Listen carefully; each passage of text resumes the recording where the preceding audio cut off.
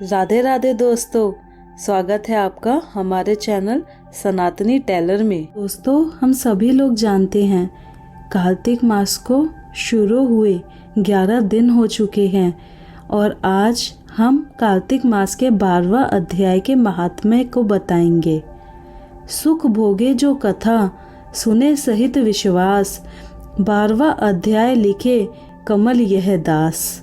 नारद जी ने कहा, तब इंद्रादि देवता वहां से भयभीत कंपित होकर भागते भागते वैकुंठ में विष्णु जी के पास पहुँचे। देवताओं ने अपनी रक्षा के लिए उनकी स्तुति की। देवताओं की उस दिन वाणी को सुनकर करुणा सागर भगवान विष्णु ने उनसे कहा कि हे देवताओं, तुम भय को त्याग दो, मैं युद्ध में शीघ्र ही जलंधर को देखूंगा।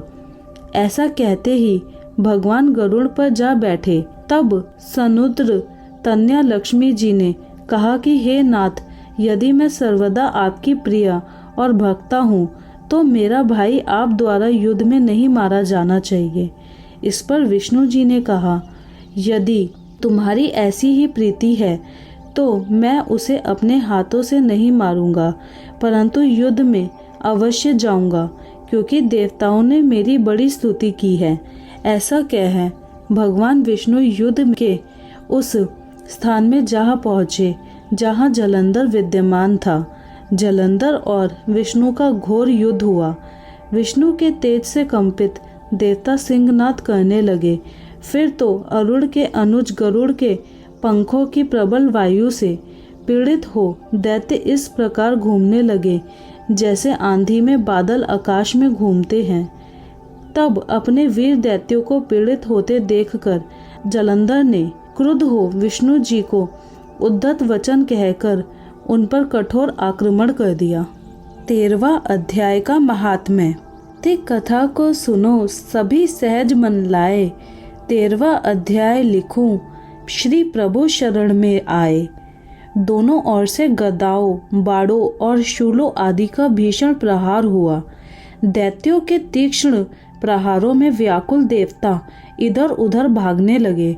सब देवताओं को इस प्रकार भयभीत हुआ देख गरुड़ पर चढ़े भगवान युद्ध में आगे बढ़े और उन्होंने अपना सारंग नामक धनुष उठाकर बड़े जोर का टांकार किया।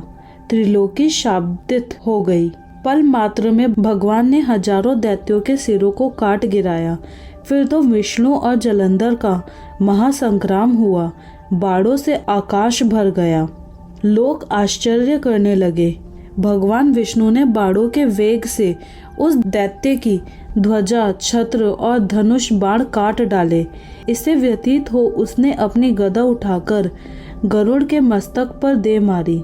साथ ही क्रोध से उस दैत्य ने विष्णु जी की छाती में भी एक तीक्ष्ण बाण मारा। इसके उत्तर में विष्णु जी ने उसकी गदा काट दी और अपने शारंग धनुष पर बाण चढ़ाकर उसको बिंदना आरंभ किया।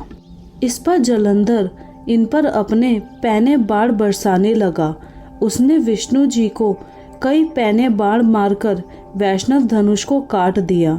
धनुष कट जाने पर भगवान ने गदा ग्रहण कर ली और शीघ्र ही जलंधर को खींचकर मारी, परंतु उस अग्निवत अमोघ गदा की मार से भी वह दैत्य कुछ भी चलायमान न हुआ। उसने एक अग्निमुख त्रिशूल उठाकर विष्णु पर छोड़ दिया। विष्णु जी ने शिव के चरणों का स्मरण कर नंदन नामक त्रिशूल से उसके त्रिशूल को छेद दिया। जलंधर ने झपट कर विष्णु जी की छाती पर एक जोर का मुष्टिक मारा। उसके उत्तर में भगवान विष्णु ने भी उसकी छाती पर अपनी एक मुष्टिक से बाहु और युद्ध करने लगे। कितनी ही देर तक भगवान उसके साथ युद्ध करते रहे। तब सर्वश्रेष्ठ मायावी भगवान उस दैत्य राज से मेघवाणी में बोले, रे रण द्रुमद दैत्य श्रेष्ठ, तू धन्य है जो इस महायुद्ध में इन बड़े बड़े आयुधों से भी भयभीत ना हुआ। तेरे इस युद्ध से मैं प्रसन्न हूँ, तू चाहे वर मांग।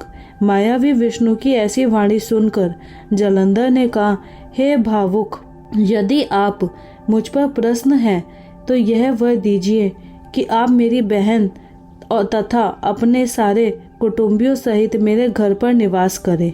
नारद जी बोले। उसके ऐसे वचन सुनकर विष्णु जी को खेद तो हुआ, किंतु उसी क्षण देवेश ने तथास्तु कह दिया। अब विष्णु जी सब देवताओं के साथ जलंधरपुर में जाकर निवास करने लगे। जलंधर अपनी बहन लक्ष्मी और देवताओं सहित विष्णु को वहां पाकर बड़ा प्रसन्न हुआ। फिर तो देवताओं के पास जो भी रत्नादि थे सबको ले जलंधर पृथ्वी पर आया। निशुंभ को पाताल में स्थापित कर दिया और देव, दानव, यक्ष, गंधर्व, सिद्ध, सर्प, राक्षस, मनुष्य आदि सबको अपना वंशवर्ती बना त्रिभुवन पर शासन करने लगा। उसने धर्मानुसार सुपुत्रों के समान प्रजा का पालन किया। उसके धर्म राज्य में सभी सुखी थे। तो दोस्तों, अगर आपको हमारा वीडियो अच्छा लगा हो तो वीडियो को लाइक करके चैनल को सब्सक्राइब करना ना भूलें।